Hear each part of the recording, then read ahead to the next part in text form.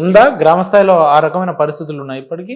పరిస్థితులు ఉన్నాయి కదా. ఇప్పుడు మీరు చూడండి, ఏ పార్టీలో అయినా కూడా ఎస్సీలకు ఎస్టీలకు ఆ వర్గాలకు వాళ్ళ చెప్పు చేతులలో ఉండేటటువంటి వాళ్ళకి అసెంబ్లీ పార్లమెంట్ టికెట్ ఇస్తారు కానీ జాతి ఉద్ధరణ కోసం పనిచేసేటటువంటి వాళ్ళకు ఏ ఒక్క ప్రధాన పార్టీ కూడా సహకరించదు. కారణం ఏంటంటే కేవలం ఏంటంటే ఆ వర్గాల నుంచి వెళ్ళి ఎస్సీ ఎస్టీ నుంచి వెళ్ళి ఎవరైనా అసెంబ్లీ పార్లమెంట్కి వచ్చినా కూడా వాళ్లకు అనుకూలంగా ఉండే వాళ్ళకు మాత్రమే వాళ్ళు పెద్దపీట ఇస్తారు. ఇక్కడ ఏం జరుగుతుందంటే అరకొర సదుపాయాలు కొంత ఎస్సీ ఎస్టీలకు ఉన్నా కూడా సంపూర్ణ వికాసం అనేది ఇంకా ఎస్సీ ఎస్టీలకు రాలేదు. ఇదే తరుణంలో బీసీల యొక్క పరిస్థితిని చూసేది ఉంటే గడిచిన 78 సంవత్సరాల నుండి కూడా బీసీలు చాలా తీవ్రంగా అనగదొక్కబడుతున్నారు. ఈ అనగదొక్కబడడానికి గల ప్రధానమైన కారణం ఏంటంటే చట్టసభలో వాళ్ళ ప్రాతినిధ్యం లేకపోవడం, వాళ్ళ కష్టాలను వాళ్ళు తెలియజెప్పుకోలేకపోవడం, అదే రకంగా ఈ దేశం యొక్క బడ్జెట్ కావచ్చు, పరిశ్రమలు కావచ్చు, టీవీ ఛానల్ కావచ్చు, జ్యుడిషియరీ వ్యవస్థ కావచ్చు, ఎక్కడ చూసినా కూడా బీసీలకు సరైన ప్రాతినిధ్యం లేకపోవడం. రాజ్యాధికారం అంటే నిర్ణయాధికారం. ఈ నిర్ణయాధికారం అనేది బీసీల చేతిలో లేకపోవడం వల్లనే కొద్దో గొప్ప ఎస్సీలు ఎస్టీలు అవకాశాల పరంగా మెరుగ్గా ఉన్నప్పటికీ బీసీలను కూడా కొంత ఎంపవర్ చేసిన తర్వాత సామాజిక న్యాయం అనేటటువంటి ఒక కాన్సెప్ట్ తోని సమాన అవకాశాలు మనం రాసుకున్నటువంటి రాజ్యాంగంలో ఆర్టికల్ 14 నుండి 18 వరకు సమానత్వపు హక్కు అనేది మనకు ఉంది. ఇవాళ అంబానీకైనా నాకైనా మీకైనా సమానత్వం అనేది ఒక ఓటు ద్వారా మనకు అంబేద్కర్ గారు ఇచ్చింది. నేనేమంటున్నా అంటే సమానత్వం ఓటు ద్వారానే కాదు, ఆస్తిలో, సంపదలో, అదే రకంగా రాజకీయ అధికారంలో, తర్వాత ఏది ఎస్టేట్స్ సమానంగా అవకాశాలు కావాలి. కొంతమంది ఏమంటారు రిజర్వేషన్లు వద్దంటారు. రిజర్వేషన్లు వద్దు అంటే ఈ దేశంలో ఉన్న భూమిని, ఈ దేశంలో సంపదను, ఈ దేశంలో ఉన్నటువంటి బ్యాంకు బ్యాలెన్స్ ని అందరికీ సమానంగా పంచిన తర్వాత ఇక అసలు మనకు రిజర్వేషన్ అవసరం లేదు కదా. అయితే ఈ యొక్క రాజ్యాధికార పోరాటంలో బీసీలను ఎందుకు ఎంచుకున్నామంటే మొదట్లో అంటే ఇక్కడ రాజ్యాధికారం కానీ లేకపోతే ఏంటంటే ఈ యొక్క అధికారం అనేది కేవలం అగ్రవర్ణాల వద్ద ఉండడానికి ప్రధానమైన కారణం ఏంటంటే ఈ యొక్క బీసీలు చీలిపోవడం, బీసీలు కులాల వారీగా చీలిపోవడం, లేకపోతే బీసీలలో ఉన్నటువంటి అనైక్యత, ఆ సంఘటిత శక్తి లోపించడం వల్ల బీసీ ఓటు బ్యాంకు డిస్టర్బ్ అవుతుంది.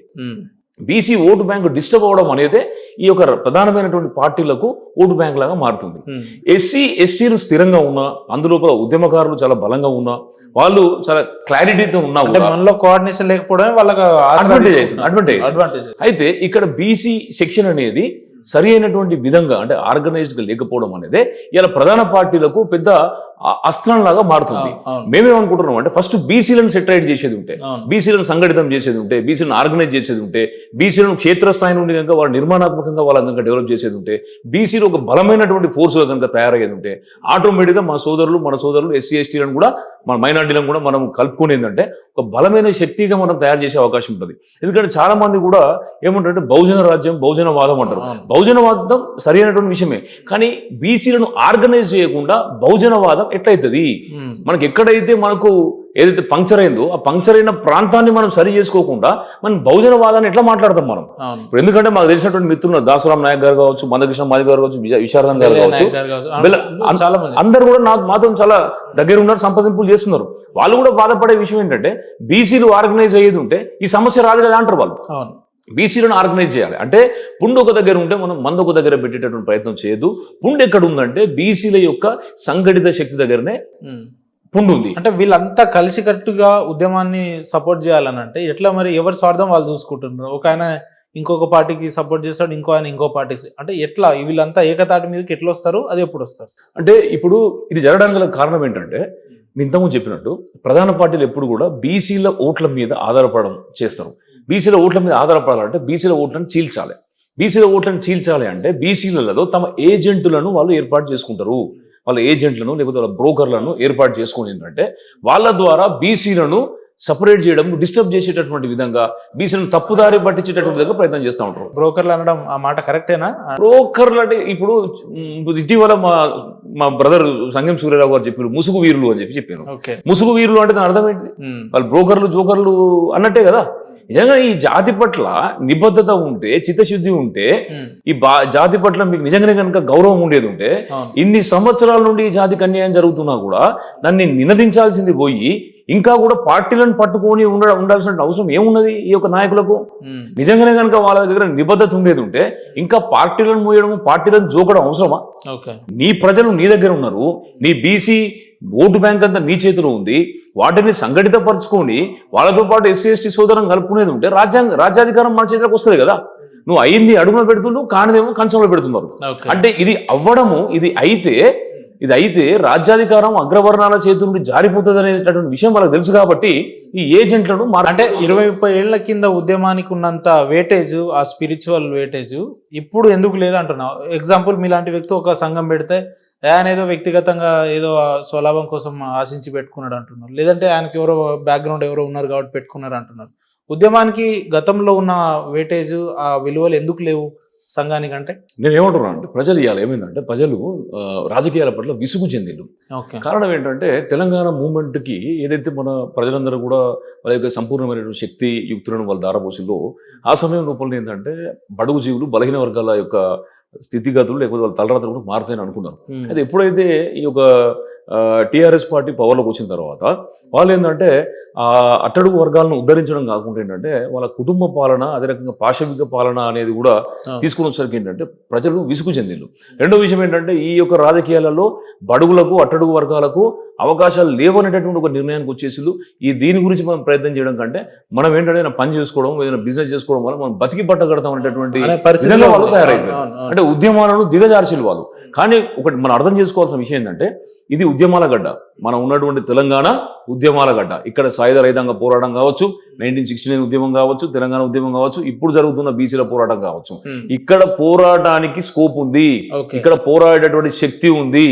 అందరూ దొంగలే కాదు, నిజమైన పోరాట వీరులు ఉంటే వాళ్ళకు సపోర్ట్ కూడా ఉంటుంది. ఉన్నారు. దొడ్డి కొమ్మయ్య గారు లేరా, చాకల ఐలమ్మ గారు లేరా, లేకపోతే షేక్ బందగి గారులా, లేదా కొండాలక్ష్మణ్ బాబుజీ గారు లేరా, జయశంకర్ గారు లేరా? మరి వాళ్ళు చేసినటువంటి సేవలను ఏ రకంగా మర్చిపోతాం మనం? ఇక్కడ ఏమంటున్నాం అంటే, తెల్లని అన్ని పాలు కాదు, నల్లని అన్ని నీళ్లు కాదు. తెలంగాణ తన అస్తిత్వాన్ని, తన యొక్క అవకాశాలను పుణికిపుచ్చుకోవడానికి, సాధించుకోవడానికి నిరంతరం పోరాటం చేస్తూనే ఉంటది. ఈ యొక్క భూమి గడ్డగా ఉన్నటువంటి ప్రత్యేకత అది. ఇంకొక విషయం ఏంటంటే, అవసరమైతే తెలంగాణ గడ్డ ఢిల్లీ కోటను కూడా కొట్టేటటువంటి శక్తి ఉన్నటువంటి గడ్డ మన తెలంగాణ ప్రాంతం. శక్తి ఉంది కానీ చైతన్యం లేదు కదా, ఇదే ఇప్పుడు చర్చనీయాంశంగా మారింది. చైతన్యం అనేటటువంటి విషయానికి వస్తే, ఆ చైతన్యాన్ని తీసుకొని రావడానికి బీసీ రాజ్యాధికార సమితి ఇవాళ క్షేత్రస్థాయిలో ఇప్పటికే 30 జిల్లాలలో రౌండ్ టేబుల్ సమావేశాలను ఏర్పాటు చేసి అక్కడ స్థానిక నాయకులు, ఇంతకు ముందు రాజకీయాల్లో పోటీ చేసినటువంటి ఎంపీటీసీలు, జెడ్పీటీసీలు, సర్పంచ్లు అందరినీ కూడా కూడగట్టి వారితో పాటు మేధావులు, జర్నలిస్టులు, అడ్వకేట్లను కూడా తీసుకొని వచ్చేసి జరుగుతున్న పరిణామాల మీద చర్చ చేసి వాళ్ళకు అన్ని విషయాలు కూడా తెలియజెప్పి చైతన్యవంతం చేసి వాళ్ళని ఒక కమిటీలుగా ఏర్పాటు చేసి ఆ కమిటీలను కూడా ప్రకటించి ఉద్యమాన్ని, అంటే ఒక కాగడాన్ని ఏంటంటే రాష్ట్రం నలుమూలలో కూడా అంటించి తిరుగుతున్నటువంటిది బీసీ రాజ్యాధికార సమితి. దానికి సంబంధించిన సంపూర్ణ వివరాలు కూడా మీకు నేను అందజేయడం జరిగింది.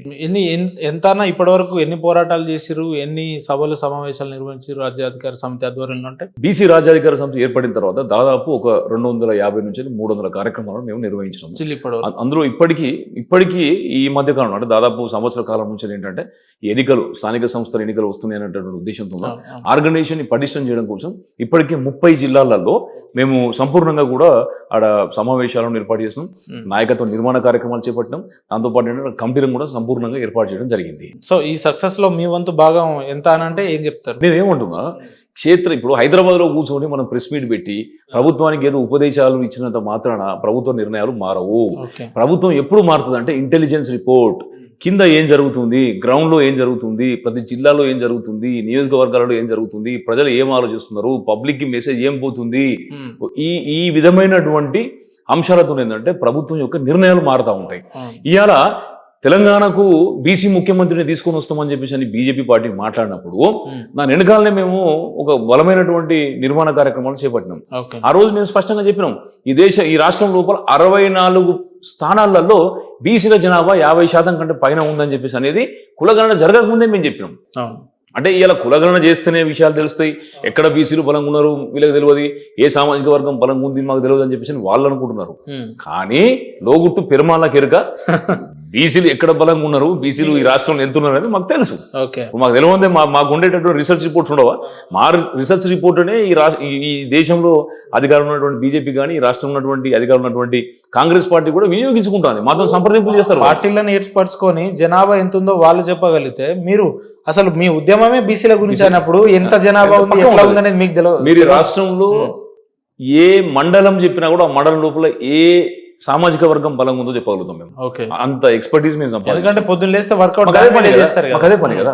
ఇప్పుడు ఏ సామాజిక వర్గానికి ఏ సమస్య ఉంది, ఎవరు ఏ సమస్యతో ఇబ్బంది పడుతున్నారు, ఎక్కడ ఎవరు ఇబ్బంది ఇలా బీసీల మూవ్మెంట్ అనేది తెలంగాణలో ఇంత భయంకరంగా విస్తృతంగా రావడానికి కారణం ఏంటంటే అనేక మంది ఉన్నారు. అందులో బీసీ రాజ్యాధికార సమితి ప్రధానమైనటువంటి పాత్ర పోషించింది. ఆర్ కృష్ణ గారు చేసినటువంటి ఉద్యమాలు అనేవి చాలా మహోన్నతమైనవి. అది విద్య, ఉద్యోగాలు, ఉపాధి కోసం అనేది చాలా పెద్ద ఎత్తున పనికొచ్చినాయి. సరే, కానీ రాజ్యాధికార ఉద్యమం మీరు ఒక వేదికను ఏర్పరచుకొని ఆ వేదికగా మీరు కొట్లాడుతా ఉన్నారు, బానే ఉంది. కానీ మీ వేదికని సమర్థించే వాళ్ళు ఎంతమంది, అట్ ది సేమ్ టైం వ్యతిరేకించే వాళ్ళు కూడా అట్లే ఉన్నారు కదా. మరి ఐక్యత ఎక్కడ ఉన్నట్టు, ఎక్కడ లోపం ఉన్నట్టు? నేనేమంటారు అంటే దేనికైనా కూడా మేము నమ్మేది ఏంటంటే ఏదైనా కూడా మనం చేసేటువంటి పనే ప్రామాణికం. ఇవాళ ఏంటంటే ప్రతి ఒక్క వ్యక్తిని కూడా భగవంతుడు నిజంగానే కనుక భగవంతుడు ఒక్కడే అందరికి నచ్చేది ఉంటే ఇంతమంది భగవంతుడు ఉండరు. భగవంతుడు కూడా ఇంతమంది ఉండడానికి కారణం ఏంటంటే ఒక రూపం అనేది, ఒక రకమైనటువంటి ఆకారం అనేది అందరికి నచ్చదు. నచ్చాలని చెప్పి ఏం లేదు కదా. కాబట్టి ఏంటంటే దాస్ సురేష్ అందరికి నచ్చాలి, బీసీ రాజ్యాధికార సమితి అందరికి నచ్చాలని చెప్పేసి నేను కూడా కోరుకోవట్లేదు. నేనేమనుకుంటున్నా అంటే మీరు నన్నుగా చూడాల్సింది బీసీ రాజ్యాధికార సమితిగా చూడాల్సింది. నేను చేస్తున్న పనిని చూడండి. మీరు ఆ పని కనుక ప్రజలకు ప్రయోజనకరంగా ఉండేది ఉంటే మీరు ఆశీర్వదించండి. ఒకవేళ కనుక మీరు తప్పులు చేస్తే సూచించండి, నేను వద్దనట్లేదు.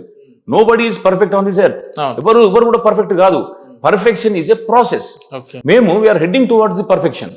మేము పర్ఫెక్షన్ దిక్కు వెళ్తున్నాం. మేము అందులోపల మేము కొత్త కొత్త విషయాలు తెలుసుకుంటున్నాం. ప్రతిరోజు మేము బ్రెయిన్ స్టార్మింగ్ చేస్తూనే ఉంటాం, కొత్త కొత్త విషయాలు తెలుసుకుంటాం, కొత్త కొత్త వాళ్ళని ఇన్వైట్ చేస్తున్నాం. ఇలా మాకేంటంటే పెద్ద ఎత్తున యూత్ కదిలి వస్తుంది మాతో పాటు. ఎక్కడ కార్యక్రమం చేసినా కూడా మాకు పెద్ద ఎత్తున కూడా ప్రజల మద్దతు ఉంది. కాబట్టి మేము కార్యక్రమం చాలా అద్భుతమైన స్పందన ఉన్నది. ప్రతి జిల్లాలో, ప్రతి నియోజకవర్గంలో బీసీ రాజ్యాధికార సమితికి అద్భుతమైనటువంటి స్పందన ఉన్నది. దీనికి మరొక కారణం ఏంటంటే మేమేం చేస్తున్నాం అంటే ఇంతకు మీకు చెప్పాను ఏమనంటే ఈ అగ్రవర్ణాలు వాళ్ళకు ఉన్నటువంటి మీడియా వ్యవస్థ కావచ్చు, వాళ్ళకు ఉన్నటువంటి డబ్బు, వాళ్ళకు ఉన్నటువంటి పలుకుబడి భూమితో వాళ్ళు ఎన్నో రోజుల నుంచి వెళ్ళి చెలగాట వాటిలో మాత్రం రాజకీయాలు చేశారు. ఇవాళ బీసీలు చదువుకోవడం వల్ల ఉన్నటువంటి విజ్ఞానం కావచ్చు, సోషల్ మీడియా కావచ్చు, టెక్నాలజీ కావచ్చు, ఏదైతే ఉందో దానిని మేము వినియోగించి మా వాళ్ళని చైతన్యపరచుకుంటున్నాం. ఇవాళ బీసీ రాజ్యాధికార సమితి దాదాపు 2000 వాట్సాప్ గ్రూపులలో ఉంది, దాదాపు 1000 ఫేస్బుక్ గ్రూపులలో కూడా ఉంది. ఇలా సమాచార వ్యవస్థ మాకు ఇప్పుడు మీలాంటి వాళ్ళు మాకు సహకరిస్తున్నారు కాబట్టి మాకు ఇక్కడ స్పేస్ దొరుకుతుంది. కొన్ని టీవీ ఛానల్స్ ఉన్నాయి, వాళ్ళ నేను పేరు చెప్పను, సందర్భం వచ్చినప్పుడు అది కూడా నేను బయటకు తీస్తాను. వాళ్ళు ఏంటంటే ఎంతసేపు ప్రధాన పార్టీలలో ఉన్నటువంటి వాళ్ళని చూపించడం, వాళ్ళ అంశాలు వాళ్ళే ఈ రాజకీయాలు చేస్తున్నటువంటి విధంగా ప్రజల్ని మభ్యపెడుతున్నారు. కానీ కొన్ని రోజుల తర్వాత ఏమైందంటే ఈ అసలు విషయాలు బయటకు వస్తాయి. పబ్లిక్ ని మీరు క్షేత్రస్థాయిలో పనిచేసే వ్యక్తులు ఎలివేట్ ఏమంటున్నా అంటే ఇప్పుడు నేను చదువుకోకుండానో, లేకపోతే నాకు జ్ఞానం లేకుండానో, నేను అరకుర జ్ఞానంతో ప్రజల్ని కనుక నేను మోసం చేసో లేకపోతే మభ్యపెట్టేది ఉంటే వేరే విషయం.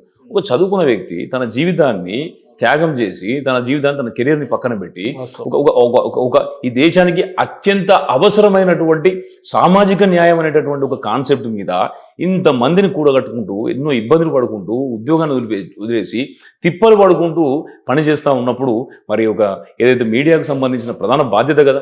ఇలా ఈ దేశం లోపల 4th ఎస్టేట్ అంటే చాలా ముఖ్యమైనటువంటి పిల్లరు మీడియా వ్యవస్థ.